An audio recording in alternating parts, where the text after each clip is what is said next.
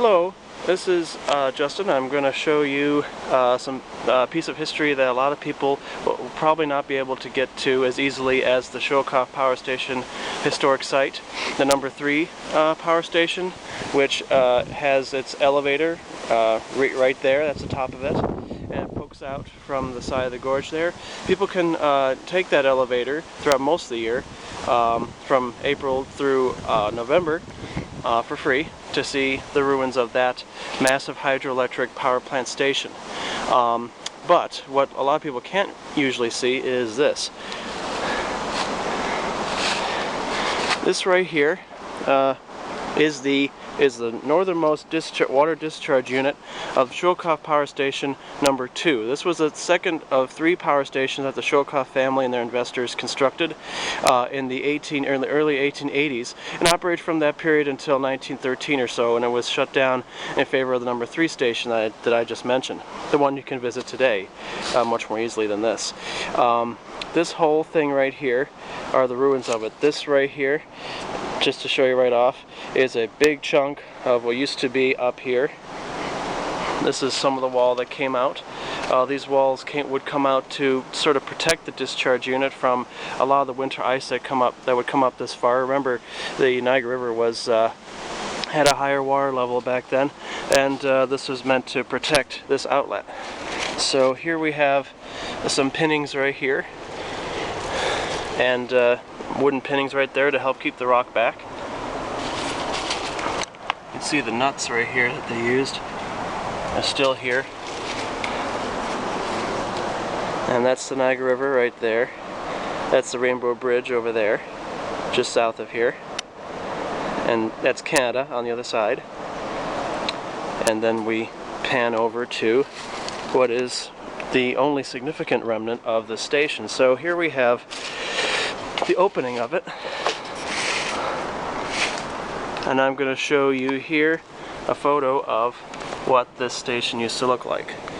This is number 2 right there, right in here, and this is a Cliff Paper Company mill that was converted also for DC power. These are both DC power complexes, no alternating current. This is direct current. This is pre-Tesla construction. And over here are the different spillways and water wells for the different mills and factories that used to take the water from a canal that came through the middle of the city and emptied itself behind all of these. And this picture would have been taken in the 1890s. This is 1898 we're looking at here.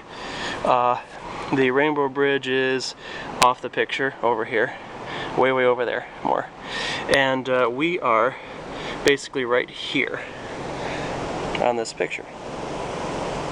Exactly right there. That's the discharge unit we're looking at right now.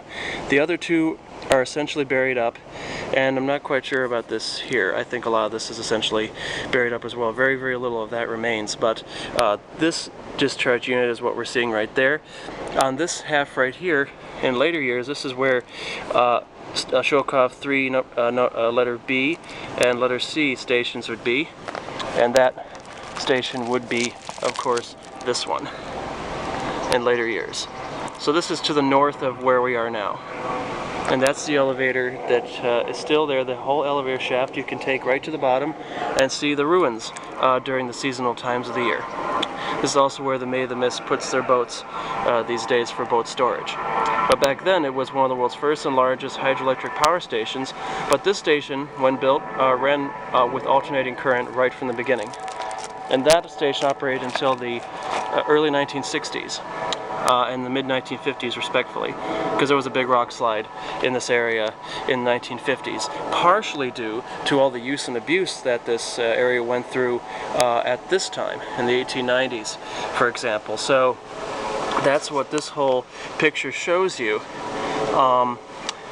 and that's what we have here.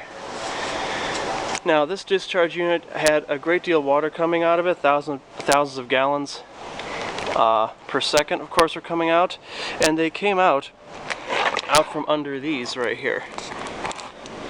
These are the turbines. Here, there we go. These are the various turbines and generators right inside the building, just above this whole thing.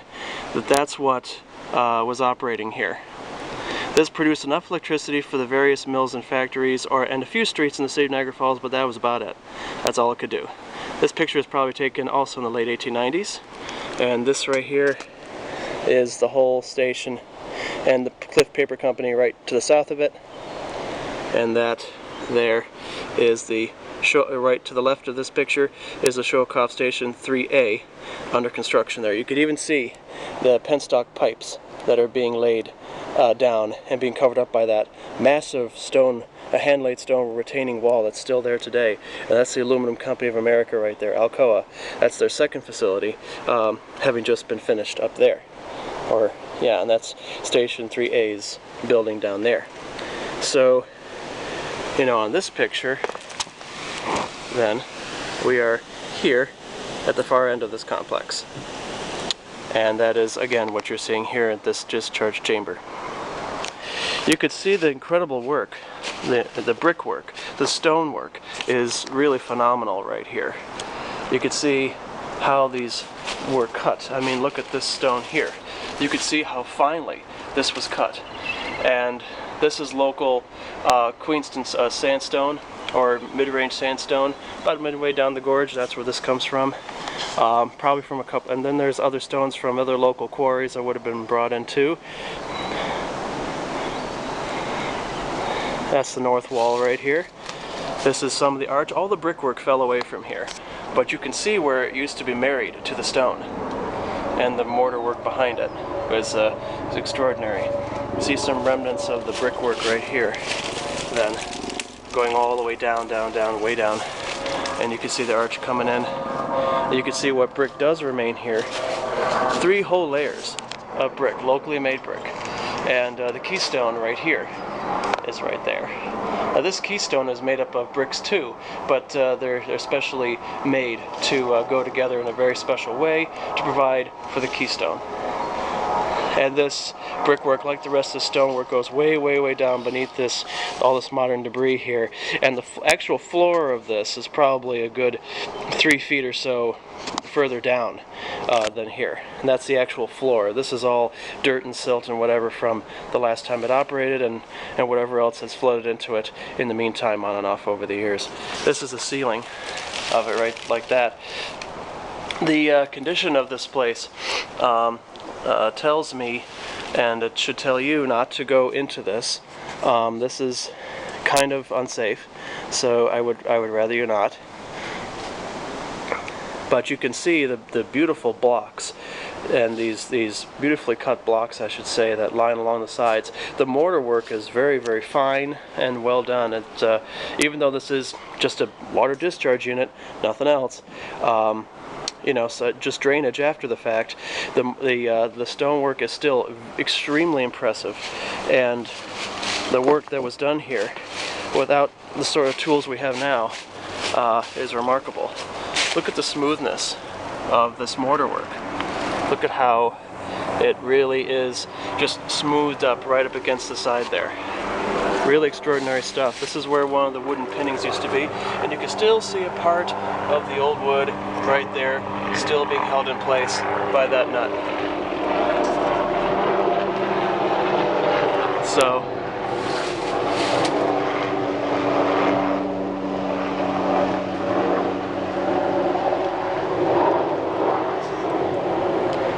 So basically, you are seeing the one of the few pre-Tesla power stations in the world, and certainly one of the largest, and one of the most enduring symbols, really, of the industrialization that this area of the country and of the world was going through around 1900. So, hooray for Niagara Falls and Buffalo. This is part of our heritage, and I'm happy to share it with y'all.